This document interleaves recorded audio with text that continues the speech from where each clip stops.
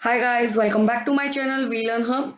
आज स्टार्ट करते हैं हम सेक्शन 140 वो for auditors not to render certain services.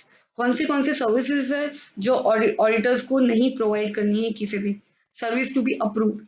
And auditor appointed under this act shall provide to the company only such services as approved by the board of director audit committee as the case may B.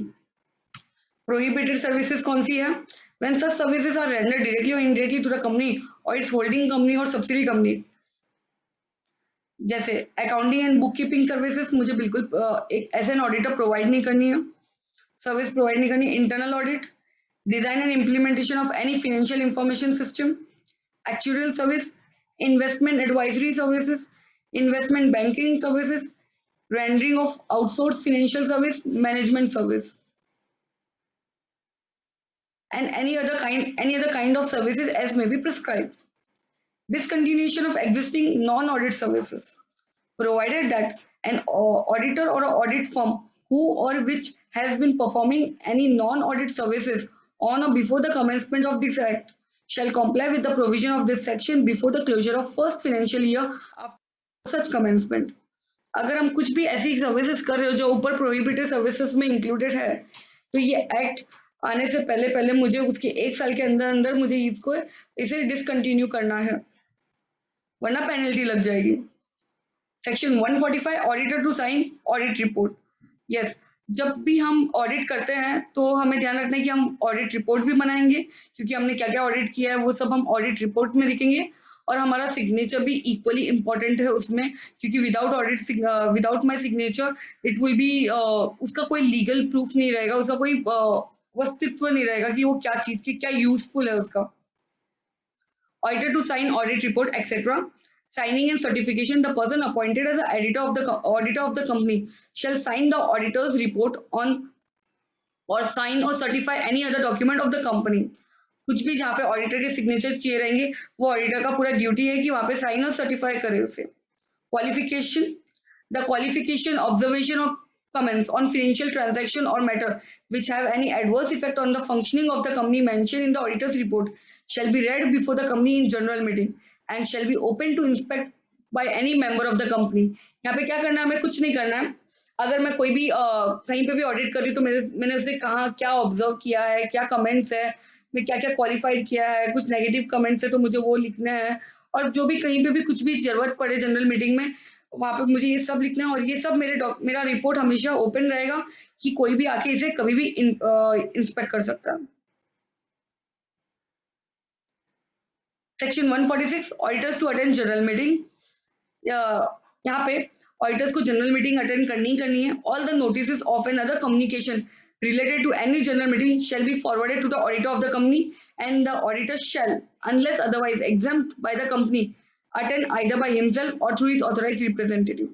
क्या बोल रहे हैं, जितने भी general meeting की notifications आएंगे, कुछ भी कम्युनिकेशन के लिए कोई भी मीटिंग बुलाई जाएगी, वो सारा कम्युनिकेशन की लेटर्स ऑडिटर्स के पास भी जाएंगे। ऑडिटर्स को सारी मीटिंग्स अटेंड करनी है, या फिर अपने रिप्रेजेंटेटिव्स को भेजेंगे या फिर खुद आएंगे। अब अनलेस एंड अदरवाइज उनको रेस्ट्रिक्ट नहीं कर दिया है कि आप यहाँ पे आके मीटिंग नहीं कर सकते हो, ये मीटिंग में आप अटेंड नहीं कर सकते हो, वरना वो आएंगे ही आएंगे हर मीटिंग में। Who shall also be qualified to be an auditor any general meeting and shall have a right to heard at such meeting any part of the business which concern him as an auditor.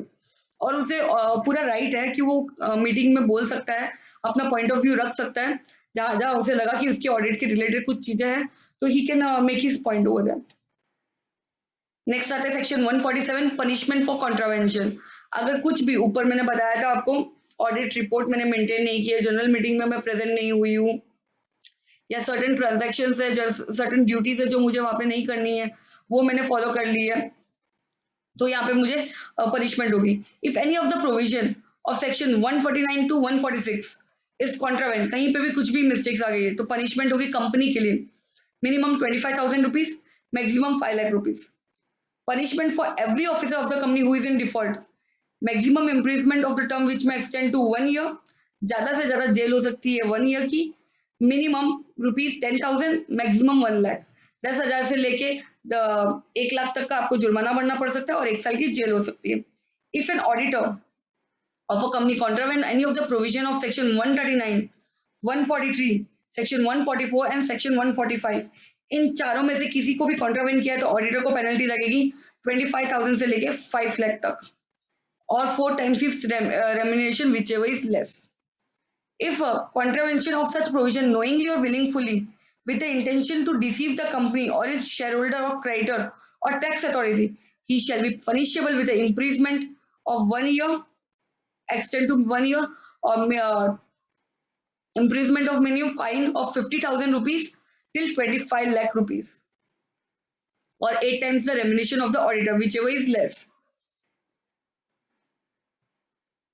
Where the auditor has been convicted under subsection 2, he shall be liable to auditor has a where the auditor has been convicted under section 139, 143, 144, 145, he shall be liable to refund the remuneration, जो भी इसको remuneration receive हुआ है वो उसे refund करना है, या फिर कुछ भी damages हुए उसकी बेवकूफ की वजह से या उसकी कुछ भी उसने contravene किया उसकी वजह से, तो सारे damages उसे पे करना है जो भी damages हुए हैं. Measure to ensure that prompt payment of damages उसे तुरंत पे करना है. Quick सारे damages, the central government shall by notification specify any statutory body or authority or an officer for ensuring prompt payment of damages. हम किसी officer को higher कर देंगे जो चेक करेगा कि prompt payment of damages हो रहा है कि नहीं. Authority or officer shall after payment of damages to such company or a person file a report with the central government in respect of making such damages in such a manner as may be specified. और जो भी ये payment damages भरेगा वो अपना report भी file करेगा central government के लिए कि मैंने ये गलती की थी और मैंने इसके जुर्माना भी भर दिया है, इसके यहाँ पे डैमेजेस भी मैंने क्लियर कर दिए. जॉइंटली और सेवरली लाइबिलिटी भी होती है पार्टनर्स की, where in case the audit of the company being conducted by audit firm, the liability of a partner or partner concern of the audit firm and the firm jointly and severally, सबकी jointly liability होगी यहाँ पे. Provided that in case of criminal liability of an audit firm in respect of a liability other than fine, the concerned partner or partners who acted in fraudulent manner or abetted or as the case may be concluded in any fraud shall only be liable.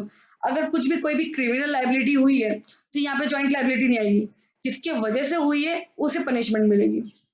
और अगर कुछ भी मैंने कोई भी normal कुछ भी कॉन्ट्रावेंट किया है मैंने तो यहाँ पे ऑडिट फॉर्म पे पूरी जॉइंट और सेवरल लाइबिलिटी आएगी, सब लोग मिलके इसको करेंगे. Now comes section 148, that is cost audit.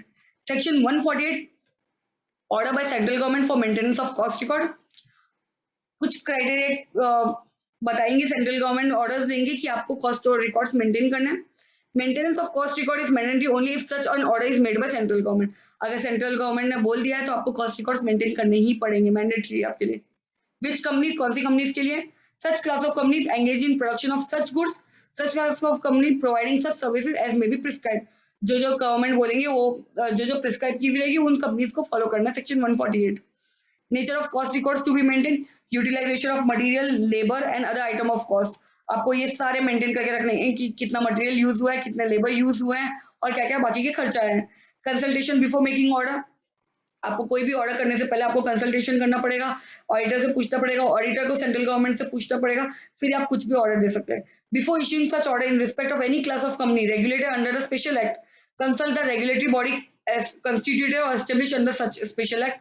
आपको कोई भी ऑर्डर देने से पहले आपको स्पेशल बॉडी से पूछना पड़ेगा जो कंस्टिट्यूट हुई है under section 148. Section 148 subsection 2, order by central government for conduct of cost audit. Central government order देगी कि आपको कॉस्ट ऑडिट कंडक्ट करना है. यहाँ पे क्या था, मेंटेनेंस ऑफ रिकॉर्ड्स थे ऊपर. सेक्शन 148 सबसेक्शन 1 में मेंटेनेंस ऑफ रिकॉर्ड्स थे. कुछ कंपनीज को सेंट्रल गवर्नमेंट बताएगी, प्रिस्क्राइब करेगी, वो कंपनीज को मेंटेनेंस ऑफ कॉस्ट रिकॉर्ड रखना है. यहाँ पे कॉस्ट ऑडिट भी आपको कंडक्ट करना है. वहां पे बताएगी सेंट्रल गवर्नमेंट की किस किस को कॉस्ट ऑडिट भी कंडक्ट करना है. Conduct of cost audit is mandatory only if such an order is made by central government. Order to which companies, order for which companies for which central government has made an order for maintenance of cost records and which have. किसके लिए cost records, किसके लिए cost audit जरूरी है? जिसको company ने बोल दिया, सेंट्रल गवर्नमेंट ने बोल दिया कि आपको कॉस्ट रिकॉर्ड्स मेंटेन करना है तो उसको कॉस्ट ऑडिट भी करनी पड़ेगी.